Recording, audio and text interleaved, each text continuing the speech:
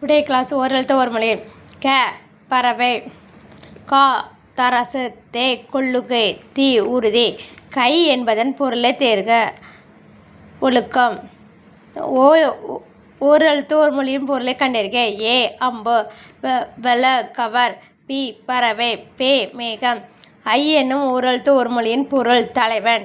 So ஓரெழுத்து ஒரு மொழிக்குரிய பொருளை கண்டறிந்து எழுதுக. மதில். மா பெரிய, ஏ அம்பு, மா பெரிய. பாஞ்சாலி சபதம் இலக்கியத்தில் குளிர்காவு இதில் இடம்பெற்றுள்ள கா என்பதன் பொருளை தேர்க. காடு. ஐ எனும் சொல்லின் பொருள் தருக. தலைவன். ஓ நீர் தாங்கும் பலகை.